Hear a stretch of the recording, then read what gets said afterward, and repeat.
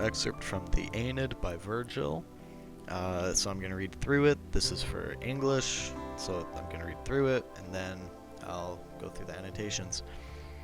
Arms and the man I sing, who forced by fate, and haughty Juno's unrelenting hate, expelled and exiled, left the Trojan shore, long labors both by sea and land he bore, and in the doubtful war before he won the Latian realm and built the destined town, his banished gods restored to rights divine, and settled sure succession in his line, from whence the race of Alban fathers come, and the long glories of majestic Rome. Now, before I go in depth into this poem, I'm just going to take a quick drink to wet my whistle. Oh no! What have I done to my computer? No!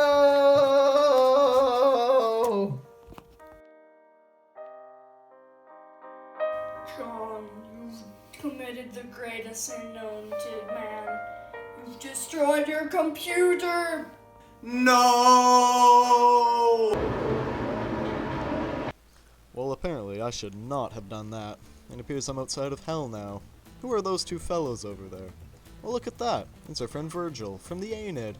And I think he's with Dante, like the Italian guy with the really hard-to-pronounce last name. Why, I think I've fallen into the Divine Comedy by Dante himself. Canto 3, if I'm seeing this properly. Well, we can't let banishment to hell stop productivity. Time to get to work. So, how about we start with some facts about Dante and what was going on with his life that inspired this epic before we really get into the meat of this poem. To start off, Dante was from Florence. In the year 1290, yeah, like way back, Dante fell in love with a woman named Beatrice. When she died, Dante intensely pursued philosophical studies. He just completely heartbroken. And around that time as well, he joined the White Guelph Party and became a prominent leader among them.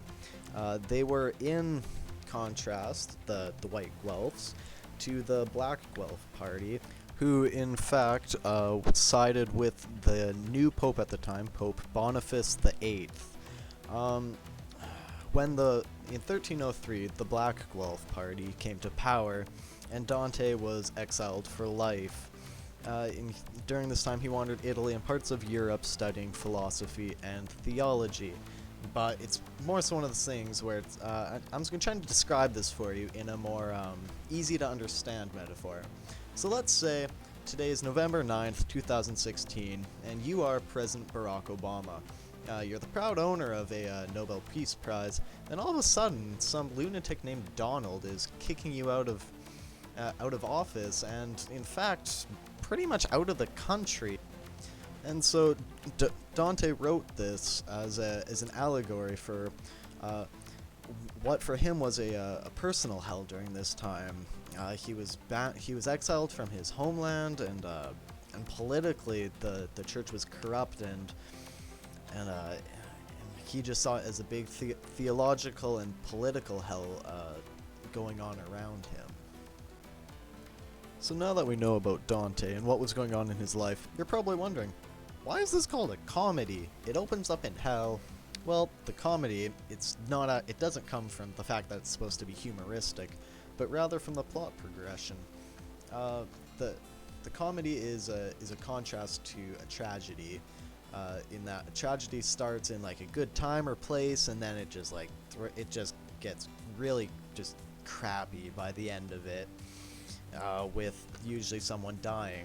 But in a comedy, to contrast the tragedy, it starts off in that really crappy place, and then it gets really happy. So in the Divine Comedy, it starts in hell, pretty much, more or less.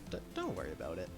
And then it ends in heaven, and I'm not going to spoil it, but it ends happy.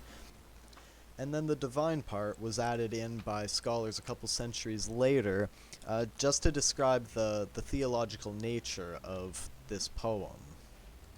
And it comes, in fact, from the fact that Dante confronts one of the greatest questions that humanity has ever asked: is there an afterlife, and what are the consequences to our lives on Earth? Well, you're probably thinking, we know everything about why Dante wrote this. Well, you're wrong, but I don't know the rest of that information.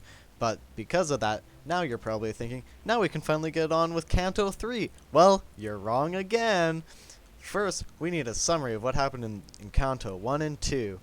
So, in Canto 1, Dante got really lost in the forest. Like, really, really mega lost. And so, as he's wandering around, lost, he finds 3 monsters. But they're not really monsters, they're just a leopard, lion, and a wolf in the same forest. Don't question it, just take it.